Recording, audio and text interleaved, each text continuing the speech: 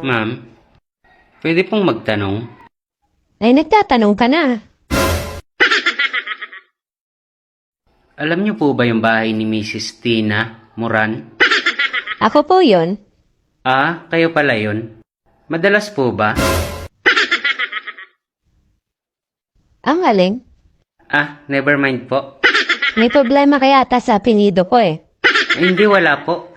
Iniisip ko lang kung ano kaya pangalan ni Sir. Al.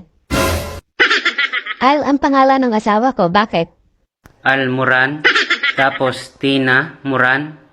Tina... Oo. Huwag mo nang ulit-ulitin yung apelyido ko. Sino ka ba? Ano bang kailangan mo? Taga-Meralco po ako, ma'am. Ipapaalam ko lang po sa inyo na delayed po kayo ng 1 buwan. Ano? Tama ba yung narinig ko?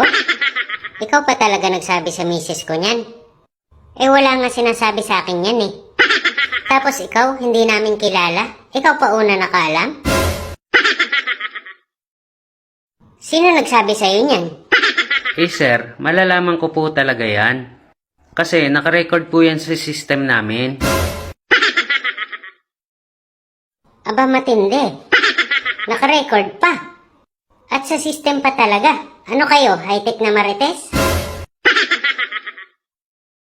Eh sir, kung gusto niyo naman po mawala sa record namin si Mrs., eh kailangan niyo po magbayad. Yun lang po ang paraan para mawala siya sa listahan. Aba, gano'n na talaga ang labanan ngayon? Pera-pera na? Nananahimik kami dito, isasama niyo sa listahan ng asawa ko. Tapos ngayon, sisingilin niyo kami para lang mabura sa listahan? Buti sana kung ayuda yan. Eh paano gagawin natin dyan, sir? Eh hindi ako papayag. Hindi ko babayaran yan. Ano ako sira? Para kayo nakakaloko ah. Naku sir, hindi ho pwede. Eh bakit naman? Eh, pag hindi ho kayo nagbayad, mapipilitan ho kami na putulan kayo. Eh bakit ako?